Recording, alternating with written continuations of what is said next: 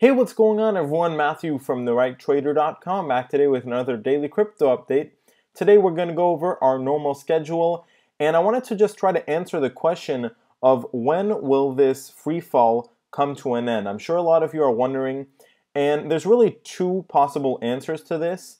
Now, it's not really possible to know when the free fall will come to an end as far as an actual, time and date, but based on technical analysis, which of course we'll go over, there are areas and signals that will let us know when we're likely to come out of the downtrend, and really it comes down to waiting for confirmation and knowing what to look for.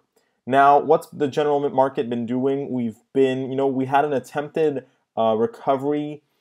Later in the day yesterday, we actually started to bounce a bit, but that didn't hold, right? We're actually now moving lower again, and a lot of cryptocurrencies down about 10%. So nothing really new at this point, and this is probably going to continue until we reach those support levels that I was talking about, and that's what we're going to be looking towards next. Now, just a quick shout out to my Twitter. If you want live cryptocurrency market updates, make sure to go check that out. Link to that in the description of this video. And check out my premium content for monthly cryptocurrency buying opportunities, as well as 5 high return cryptocurrencies for your 2018 portfolio. Now let's jump right into the technical analysis here, starting off with Bitcoin actually. I usually do Nano, but I just want to answer that question of when we're likely to see cryptocurrencies, come out of this downfall. And like I said, there's two possible answers to this, right? Because it depends on if we're looking in the short term or the long to medium term, right? Meaning a couple months out maybe. Now, in the short term, the potential bounce areas and levels of support where cryptos are likely to find some stabilization is that $8,000 area for Bitcoin is a pretty important support level. And then if we move a little bit lower to that, we come to our longer term downtrend line. And actually, if I go to the 5-year chart, it'll become even more clear. And this is that uptrend line that I'm talking about, right? This red line over here, which is our long-term support that we definitely don't want to break under. Well, that's obviously a very clear area of support where we really need to bounce off of. And coming back to the short-term chart here, what we see is we're going to come up on this $8,000 support level pretty soon, and that just seems very likely at this point. Now, we'll have to see if that holds. There's no way for us to know. We'll just have to wait and see. If we do fall lower, we're probably going to get some kind of bounce off the uptrend line, but we want to make sure that we continue to trend higher. We don't want to start dipping below the uptrend line, and moving below that would be very bad, right? Because like I said, that's major long-term support, and that's typically the type of support that you do not want to break under, and especially definitely not move under any circumstance, because that puts us in a much more bearish phase on a longer term basis, and then there's no real telling at which point we're going to see a bounce if that happens. Now, we do have the Bollinger Bands that are expanding towards the downside here, especially this lower Bollinger Band coming down with the price.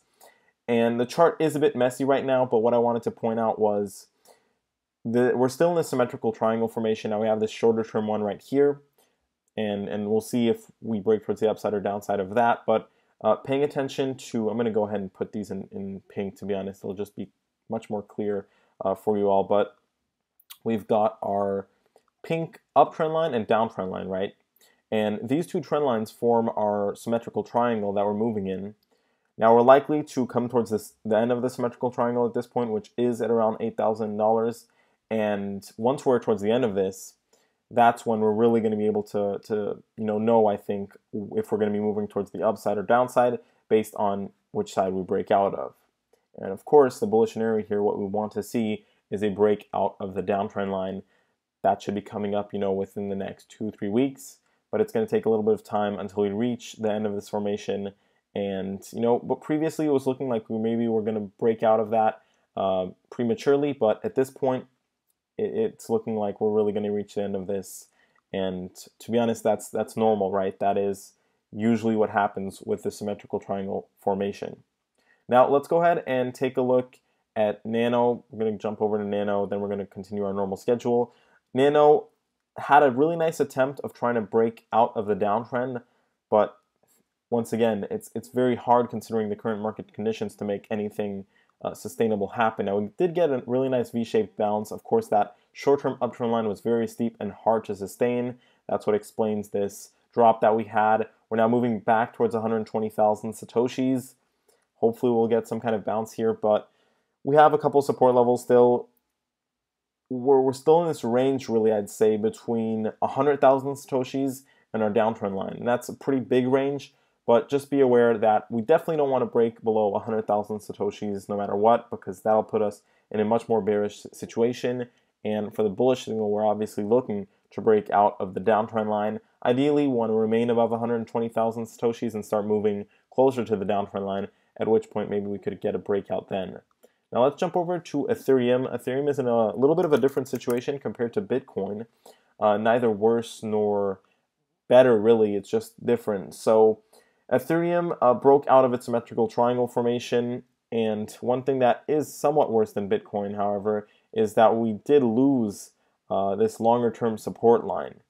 And that means that now we're just basing ourselves off previous support levels, and the next big support level is at all the way down to $500. So there is a definite possibility here of Ethereum going down to $500. Now we do have a little bit of support in between then, at around $620 there's some support. Also have some support at around $564. But like I said, the next major support is indeed at $500.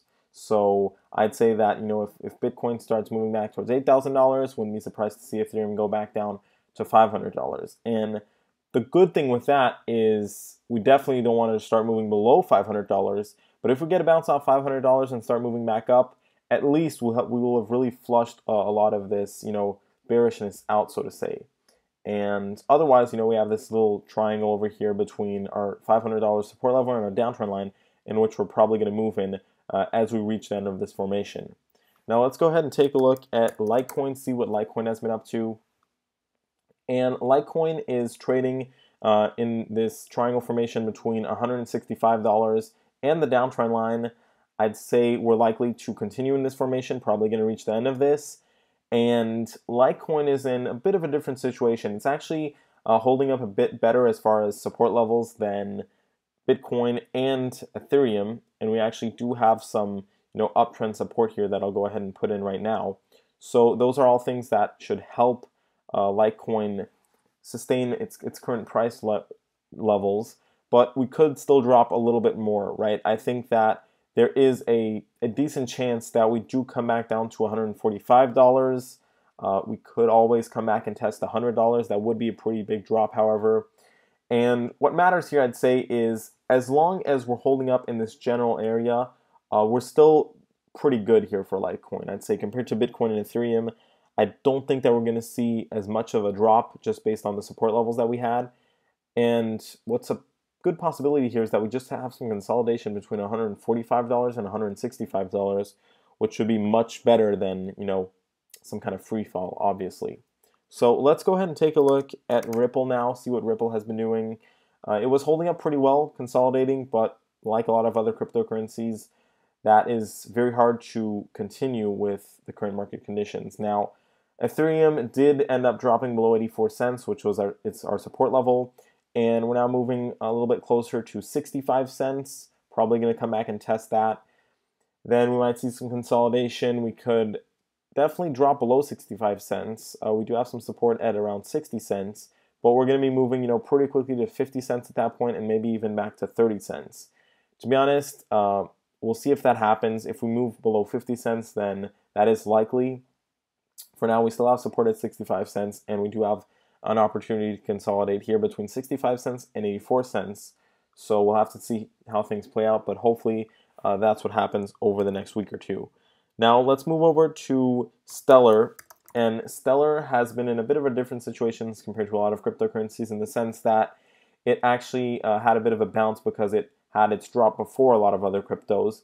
Now, we weren't able to break out above 3,500 Satoshis, which is what I said. It was going to be pretty hard considering the fact that we had our Bollinger Bands that were contracting and that the general market was definitely weaker right now. And I think we're just going to see some consolidation between 3,000 and 3,500 Satoshis, which once again, considering that a lot of cryptocurrencies are falling, this is actually a pretty good scenario right now, and one of the cryptocurrencies that's holding up better.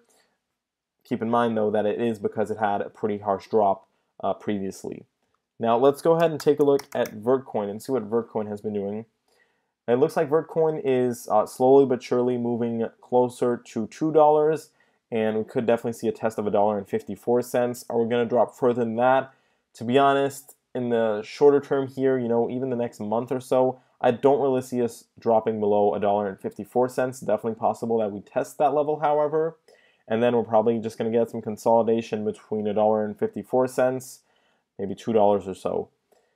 And to be honest, Vertcoin already had a pretty massive drop. I don't really see it going, that much lower at this point. Like I said, $1.54, about as low as we're going to go here, I think, in the short term.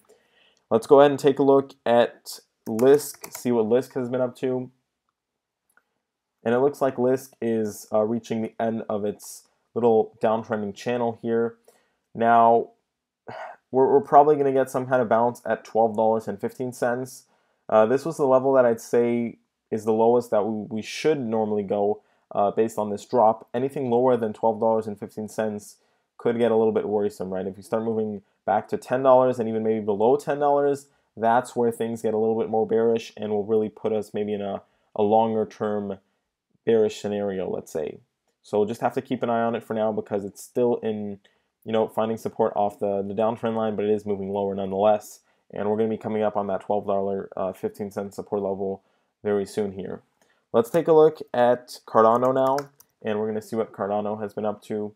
So still keeping up with the very flat candlesticks. We're currently trading between 2,000 and 2,500 Satoshis. We also have this downtrending channel here between our two pink trend lines.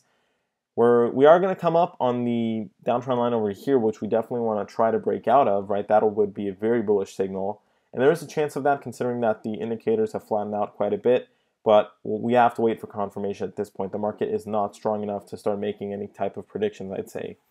Let's go ahead and take a look at our last cryptocurrency of the daily crypto update. That's going to be Iota. And Iota is currently trading between $1.13 and $1.47.